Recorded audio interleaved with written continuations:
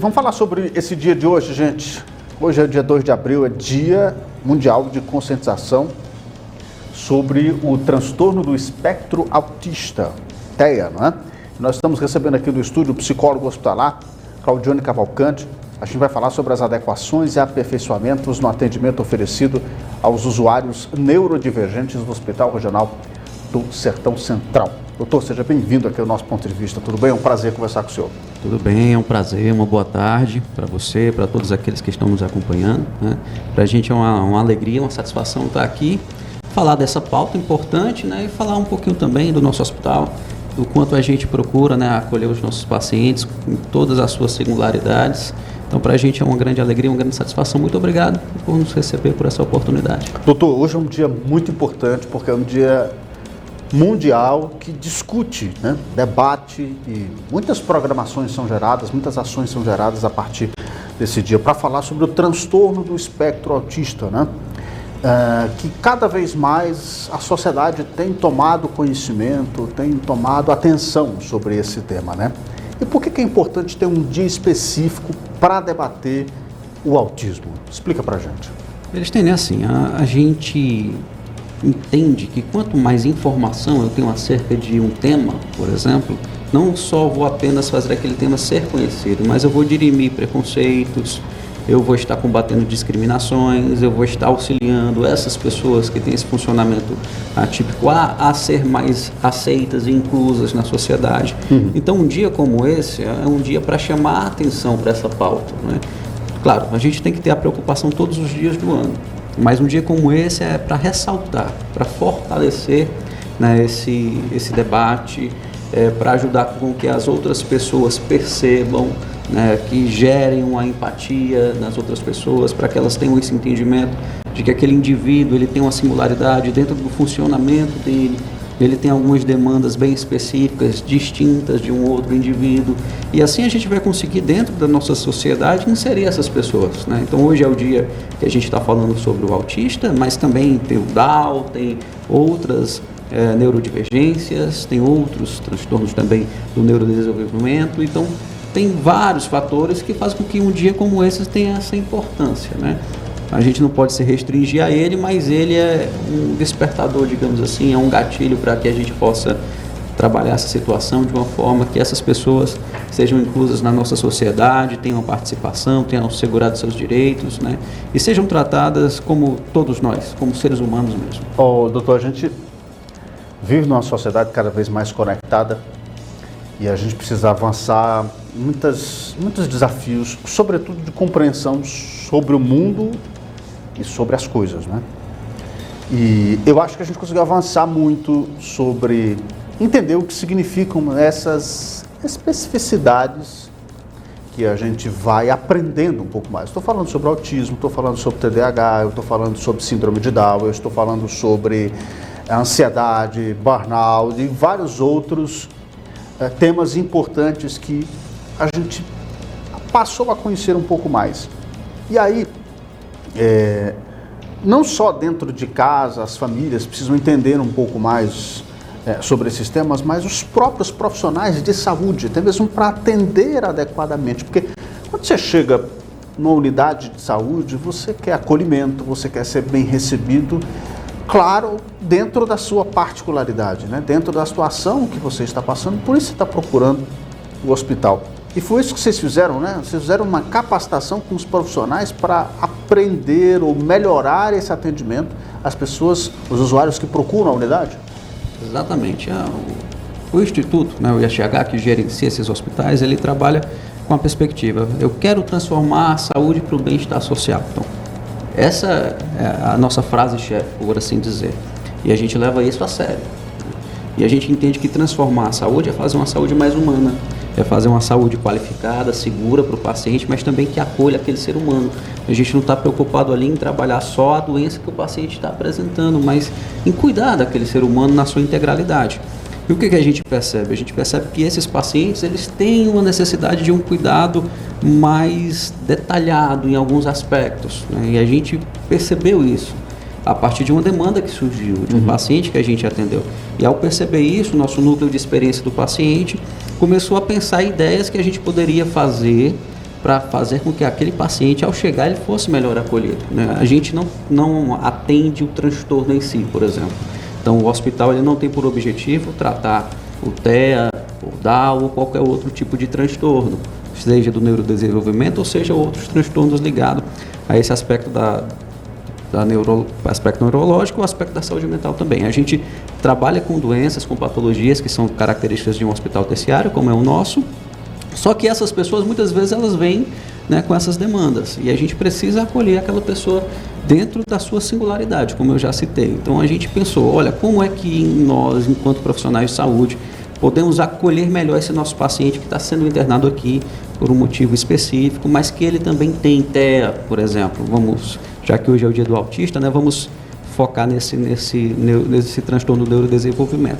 Então, como é que esse paciente ele veio aqui está com apendicite, veio para fazer uma cirurgia, como é que eu posso acolher melhor esse paciente, como é que eu posso tratá-lo melhor, como é que a experiência dele durante a internação vai ser mais eficaz, vai ser melhor vista por ele, por sua família. E aí a gente pensou nesse curso, né, nesse mini curso que nós fizemos. Durante um dia estivemos ali reunindo toda a nossa equipe assistencial, né, médico, enfermeiro, fisioterapeuta, fono, pessoas da recepção.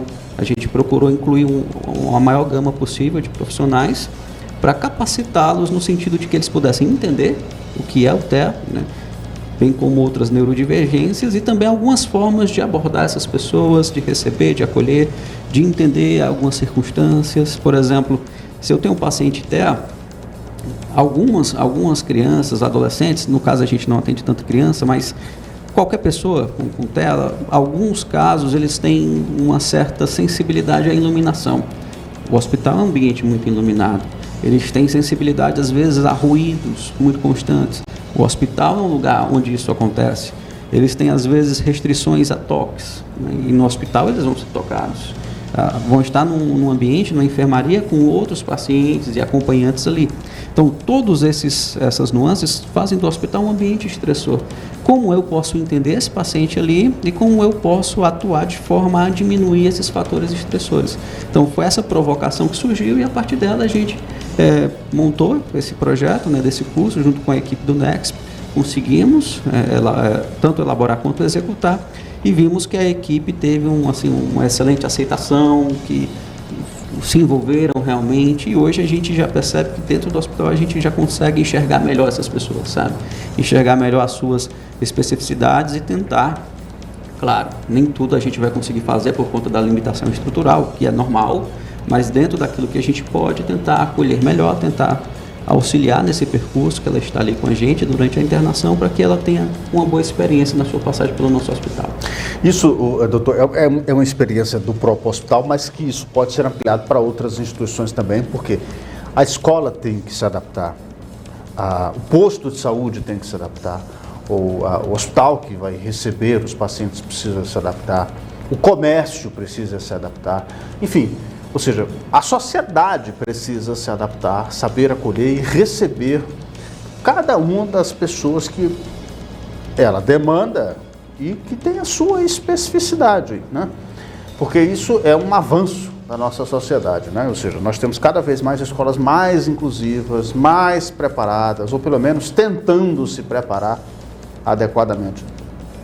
E o hospital está fazendo esse trabalho, eu acho assim, muito importante, muito fundamental, porque também pode servir de exemplo para que outras instituições também possam promover formações, cursos específicos para também prepararem as suas equipes, né? Com certeza. E a gente trabalha com esse monte. A gente faz, é o nosso dever fazer, mas a gente também entende que a gente pode influenciar, né? Isso, querendo ou não, o Hospital Regional do Sertão Central ele é referência para muita coisa. A gente conseguiu executar e tem feito um bom trabalho, né, aqui no Sertão Central, atendendo a população da nossa região de saúde e de outras regiões. E a gente percebe que uma instituição desse porte, desse nível, ela se torna referência em muita coisa do que ela faz. Então, quando nós demonstramos essa preocupação, quando nós conseguimos executar ações que são bem-sucedidas ali dentro, a gente entende que isso vai reverberar para a sociedade. E que daqui a pouco está ali uma empresa fazendo a mesma coisa, fazendo algo parecido, claro, adaptado ao seu contexto. E a gente entende que isso também é algo bom. A gente está saindo dos muros do hospital e está influenciando, de fato, a sociedade. É como eu disse a frase no início, estamos, de fato, transformando a saúde para o bem-estar social para além dos limites da saúde, né? Para o bem-estar social de uma forma mais global, né? Que envolva também a população nessas percepções. A gente fica feliz quando o nosso paciente sai dali com a sua cirurgia resolvida, com o seu problema de saúde resolvido, mas quando ele também sai dali se sentindo bem tratado, né? E a gente quer que em todos os lugares as pessoas sejam bem tratadas também. Então nós trabalhamos com essa perspectiva e entendemos que assim vamos estar contribuindo para um avanço, seja sobre o autista, seja sobre outros debates que são importantes para a sociedade também. São temas relevantes e a gente acredita que nós trabalhamos com pessoas o tempo todo, pessoas muitas vezes em sofrimento, e isso nos torna cada vez mais humanos, né, ao tratar essas pessoas e ter a preocupação de que elas sejam inseridas ali no hospital, mas também sejam inseridas na sociedade como um todo. É verdade. E a partir do ponto de vista do que eu estou fazendo, né? O que é que eu estou fazendo para ajudar? Não tenho um filho autista. A minha família não tem ninguém com um transtorno do espectro autista. Certo, aí nem por isso você não vai colaborar, você não vai também. O que você está fazendo, né? Tem gente que reclama de tudo, né? Do prefeito, do governador, do presidente, não tem não sei o quê. E você faz o quê para ajudar, né? Eu acho que é muito isso, né? E o hospital está fazendo o quê para ajudar? Tá fazendo, eu acho que isso é um pontapé inicial, né? É o início, né? Acho que você fazer a sua parte já é muita coisa. Doutor, mas essa é uma iniciativa apenas do hospital, é da rede do ISGH? Vocês pretendem ampliar isso para outras unidades ou não? Como é? Bom, o hospital, a partir daqui, né, a gente tem dentro da nossa unidade essa ação, só que a gente já viu que isso desdobrou, né? Então, os outros hospitais, eles também fazem seus projetos, seus programas internamente, né? Cada hospital tem a sua característica também, né? Tanto das equipes que eles estão ali, quanto das pessoas que ele atende, mas o SGH como um todo, ele procura trabalhar muito essas pautas. Então, às vezes, uma coisa surge numa unidade como a nossa e se torna algo corporativo, que vai para a rede toda, às vezes vem de lá para cá, né? E nesse caso, esse debate, ele propiciou que outros hospitais também começassem a pensar em ações. Não no mesmo padrão, mas também começaram a pensar em ações, em como tratar adequadamente essas pessoas que chegam para a gente, né? Tratar o problema de saúde que ela está trazendo, mas também tratar a questão do ser humano em si mesmo, né? De como lidar com essas características comportamentais, essas características da funcionalidade desse indivíduo, né? Então, os hospitais, eles vão trabalhando, claro, cada um dentro das suas características, mas a gente sempre percebe que algo que a gente começa aqui acaba também se difundindo pela nossa rede.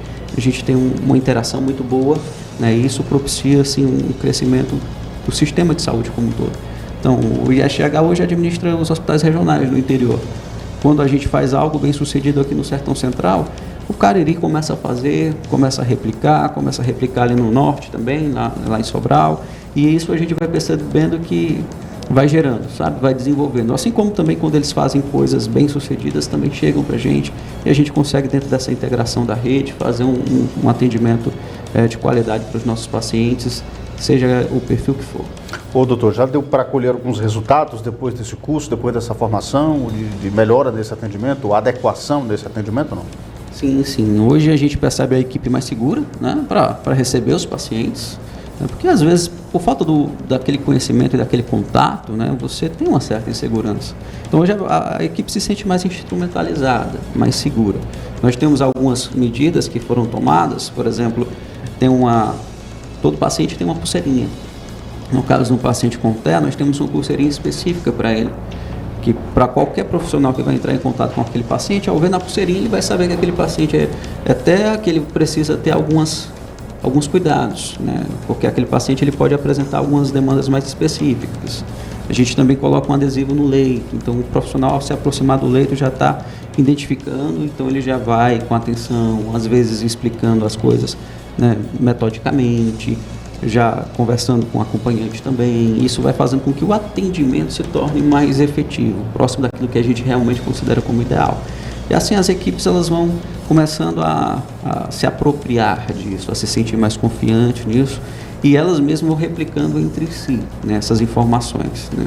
Eu acredito que o conhecimento, ele nos ajuda muito a coibir aquela prática capacitista, né, discriminatória muitas vezes, mas também a favorecer a empatia e a inclusão. Então, por eu conhecer, eu saber, eu ter a informação, eu consigo ter um atendimento mais seguro, um atendimento melhor, um atendimento onde aquela pessoa está sendo tratada dentro de todos os seus aspectos, né, ela está sendo recebida e cuidada, embora a gente não trate o TEA em si, mas a gente está cuidando daquele paciente ou daquela paciente enquanto TEA também, para que ela saia dali, né, com o problema de saúde que ela apresentou, inicialmente resolvido, ou encaminhado para algum lugar, mas também saia dali se sentindo bem tratada, bem acolhida, né, e a gente percebe esse resultado, né, vai se criando essa cultura. Nós temos isso dentro do nosso hospital. Desculpa me estender um pouquinho, não, mas nós temos essa cultura, a cultura da experiência do paciente, né?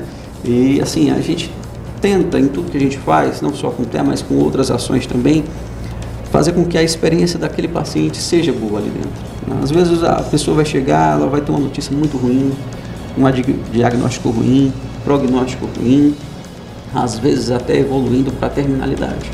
Mas ela foi tão bem tratada que às vezes a família chega para a gente e diz obrigado.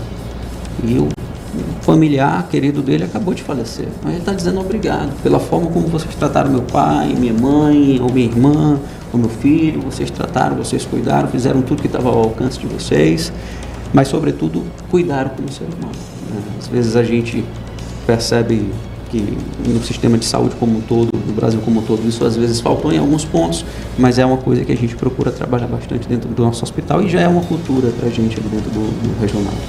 Pois é, e são experiências muito positivas e isso humaniza, sobretudo na hora do sofrimento, na hora da dor, quando você procura uma unidade de saúde, né? A gente vê exemplos recentes, inclusive, né, de pacientes que estavam em estado terminal e que foram muito bem tratados. Isso repercute bastante positivamente, justamente porque na hora da dor, na hora do sofrimento é que você encontra a humanidade, né? Respeito, atenção, carinho, enfim, isso é fundamental.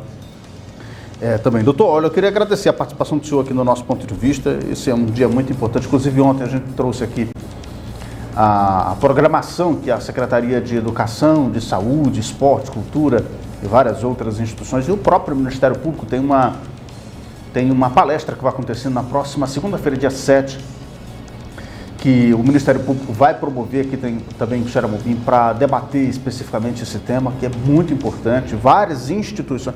Acho interessante que você mobiliza muitas instituições, né? Você mobiliza a imprensa, você mobiliza a rede de saúde do Estado, a rede de saúde do município, a rede de educação, o Ministério Público, várias instituições de diferentes setores. E aquela história do que a gente está conversando. O que você faz para ajudar no tema, né? Ou seja, é essa experiência que o hospital está fazendo, a experiência que a imprensa faz de abrir espaço, a experiência que o Ministério Público faz de debater, de propor, de instigar e de provocar. Sabe, eu acho que isso é que todo mundo dando as mãos, essa experiência coletiva faz com que esse tema seja cada vez mais debatido e que as políticas públicas sejam construídas com tanta força e com tanto rigor, e que só quem tem a ganhar são as famílias, as crianças, os adolescentes e todos aqueles que buscam qualidade de vida, né? É isso que a gente busca. Doutor, muito obrigado pela presença, tá? Eu agradeço a abertura, agradeço o espaço que você deu para nós, todos que fazemos parte do hospital, e aqui em nome dos nossos diretores, né, doutor Cristiano, doutor Elis Fábio, doutor Eucilene, doutor Ian e toda a nossa equipe, a gente agradece, tá? Agradece esse espaço, acredito que é uma temática importante, né, que ajuda muito a nossa população, e o nosso hospital está sempre ali acessível, né? Quando quiser conversar, a gente está aí para ajudar, né, para interagir com o nosso público, né, e de certa forma também conscientizar, levar informação, levar conhecimento, para que isso possa gerar na sociedade uma repercussão positiva. E a gente, de fato, transforma a saúde para o bem-estar social. Muito obrigado. Perfeitamente. Muito obrigado, doutor.